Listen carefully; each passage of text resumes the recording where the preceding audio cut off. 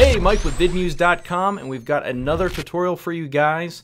This time we are in Adobe Encore. Now, there is a hot topic right now of when you've got your video or film done and you've got a stereo audio track, a surround sound audio track, or even a director's commentary audio track. How do you embed those in Encore? And then once everything's built and set up, how can you easily change those audio tracks and whatnot through a menu system? It's not that hard, so let's just jump right in.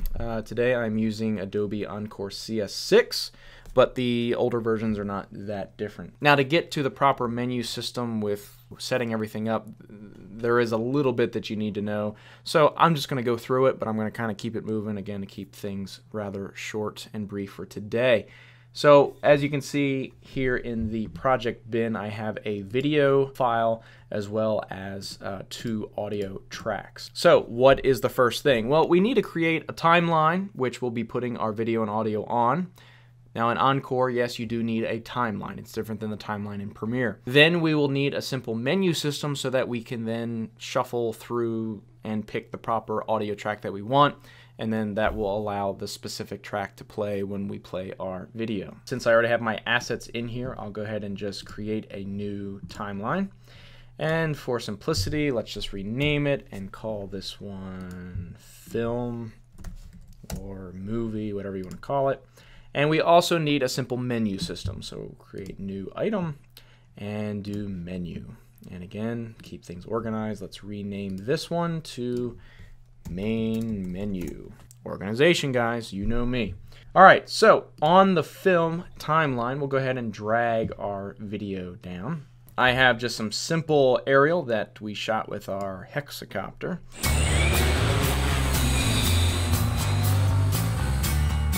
Again, more details on that later on, some cool stuff. And we're just going to go ahead and now drag our audio down.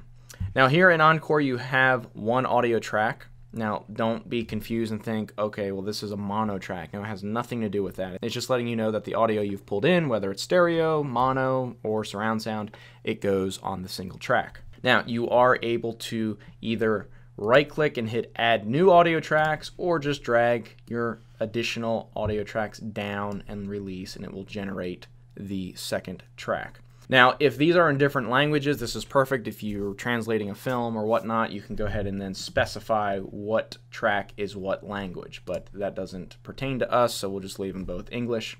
Now, here is an important tip. The speaker, you can toggle which one you want to be, in a sense, the default audio. So if you want the first audio track to be default, so when the person just selects play movie, this will be the first audio that plays. So keep that in mind when you're ready to finalize and burn your project. Make sure you have the proper track highlighted for the default. So we've created that. Now we've got our simple menu system. So let's double click on that. And we got a nice black menu here, pretty plain and simple. So I'm just going to go ahead and quickly type up something. We'll do audio selection, click our direct select tool. Now again, a little tidbit here, those of you who don't know, you've got your typical selection tool and then a direct select tool. Items on your menus that are not buttons, you have to use the direct select tool to be able to highlight those and move them around. Blue highlighted stuff represents a simple layer. Green highlighted stuff represents it's an actual button. So in this case, this is not a button, so we have to use the direct select. If you use the green one, you're going to be frustrated that you cannot click on it. No matter how many times you click on it, it's not going to be selected. So be sure that you use the direct select. Position this up. You can change the properties of it or whatever. I don't care right now, so I'm just going to copy and paste, Command V or Control V on the PC. And we're just going to go ahead and put this down, double click to change it, and I'm just going to say 2.1 stereo. Then we'll go ahead and go back to our direct, copy and paste again. And we'll call this one 5.1 surround. All right, awesomeness. So we have our surround and our stereo. Now, again, just some additional steps here in Encore. We can't do anything with these buttons because they're not buttons yet. So what do? Simply highlight them, right click, and choose Convert to Button. Wow, that's so difficult. Then we can now go to our Select tool and select our buttons. We have our buttons here. What do we do next? Well, we need to assign these buttons. So whenever you're assigning an audio menu or a button to specify a specific audio track, you need to obviously have it select to the first chapter of the timeline that the video and audio are placed into. We'll go to Stereo 1 here, and let's go to the Properties tab.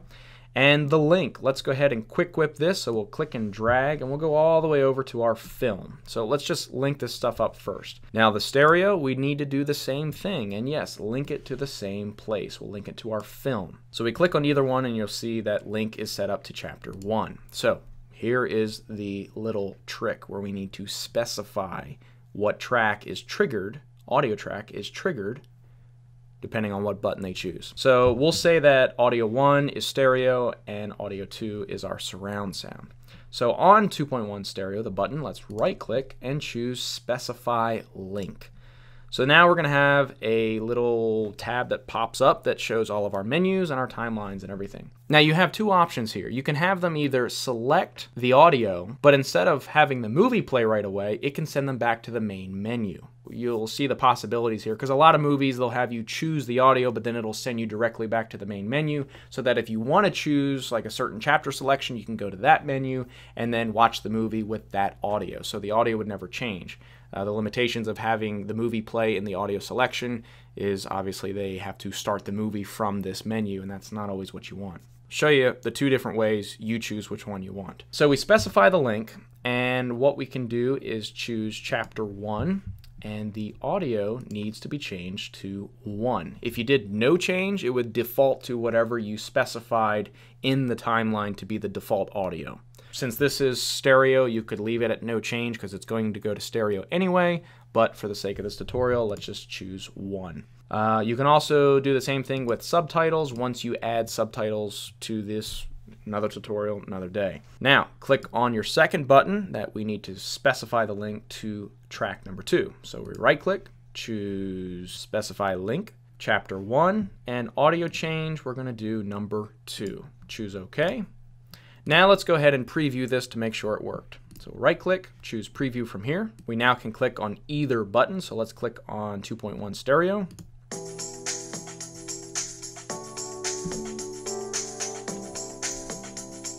So we're going to go ahead and go back to the main menu. Now we're going to choose the 5.1 surround. Alright, so if you wanted the second option where they can select the audio, but when they select it, boom, it goes back to the main menu, what can you do? Well, I'll just add another menu here and be real quick and show you exactly what we need to do. So our current main menu, let's right click and choose rename on that guy and call this audio. So that's our audio selection menu. So right click, hit new item, menu, and we're going to call this guy main menu.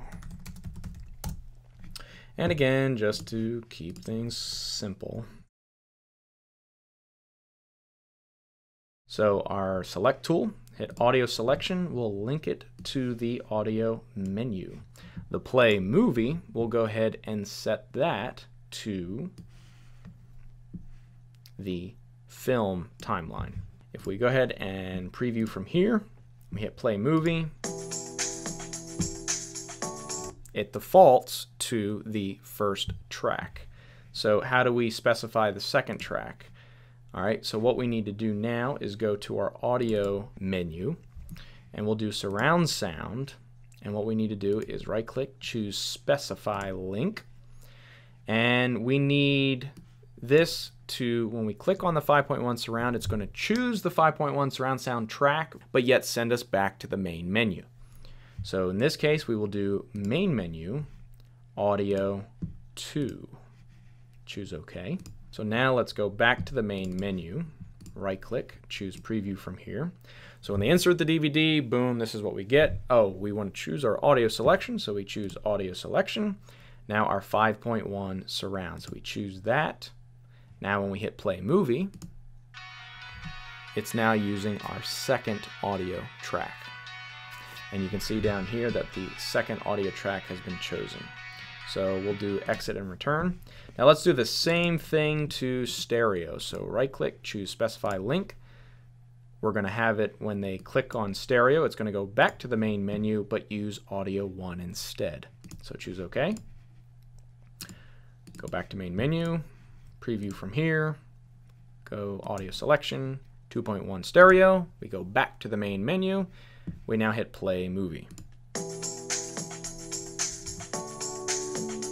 All right, so that about wraps it up as far as audio track selection in Encore and how to switch things around. So I hope that was self-explanatory to you guys and you were able to learn some more things. We love learning, don't you? Isn't it fun? I know a lot of you have been asking and bugging me and threatening me about some more match move tracking, and I haven't forgotten. We are going to be conquering those here shortly. But actually, Zombie College, there is a very epic shot that requires a lot of motion tracking and a lot of compositing. Some awesome stuff. And yes, there will be some explosions in there too. So yeah, we've got a lot of fun stuff to look forward to. No, all kidding aside, guys, I appreciate your feedback and the support. You guys, you know, we've just passed a little over 4,000 subscribers on YouTube. You guys rock. Keep the subscribers coming. All kidding aside, tutorials, I love making them, but I make them in my spare time. I got to make a living. It's not with this just yet. So, you know, doing other film work, visual effects and whatnot, got to keep going with that. But in my spare time, tutorials. Thanks for watching, guys. I do appreciate every single one of you. Again, I'm Mike with VidMuze. I'll see you real soon.